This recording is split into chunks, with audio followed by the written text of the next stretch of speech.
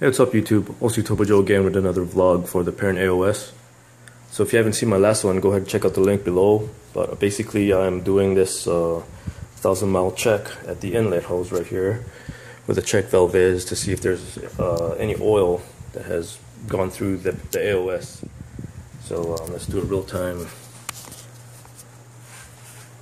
cutting of the zip tie and taking it off the check valve. Sometimes it's hard. Last time I did was hard to pull out. Okay. But this motor is still brand new, of course. It's a 2015, so there shouldn't be anything. But you know, you might be one of the unlucky ones to have massive blow-by. I don't know. But anyway, here it is. Just kind of try to focus on it.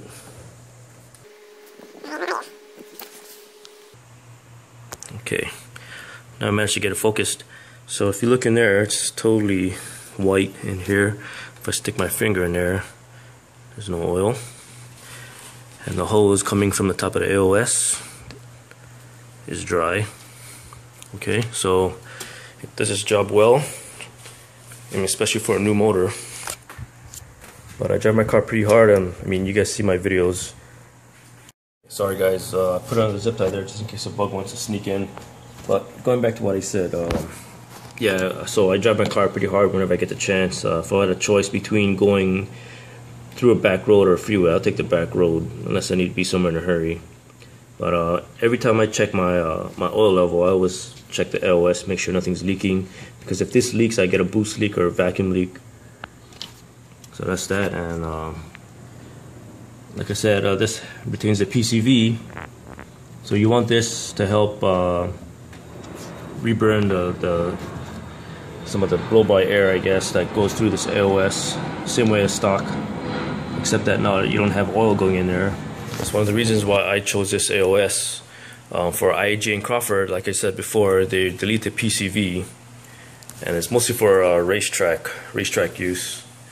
This serves multi-purpose for DD, autocrossing, track, and whatnot. And you have options to do what all those can do.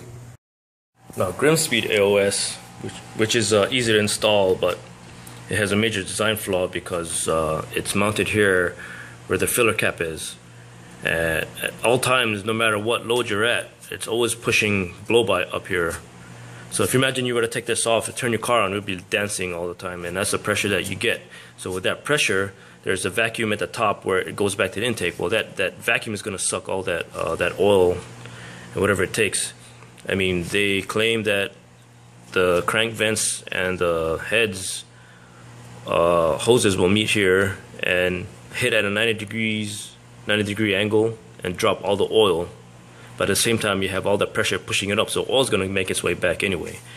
And if you live in a cold climate, all that sludge will build up in there because there's nothing hot enough to heat up in there. I mean, you will get it, but there's no way of keeping it out. It's going to either go back in your intake or go back down in your oil, which is not good. I live in Hawaii, so the weather is always the same. I mean, the coldest it gets is 60s, maybe 50s, rarely. And it goes up from there, 90s, not even 100. But we got perfect weather, so I don't have to worry about heating it up, but I just installed it anyway. Some of you guys were asking if a strut bar can fit in there. I wouldn't say Perrin's bar can fit in there, but it depends on how deep you screw this in, because if you were to not screw this in deep enough, you would have no clearance right here. But take it with a grain of salt. I don't know if you can fit a 2015 car, but I know the strut mounts are the same. And that's it. If I've missed anything, go ahead and comment down below. I'm always up for a discussion, and this fucking airplane is disrupting my video. If you guys like what you see, like and subscribe, and see you later.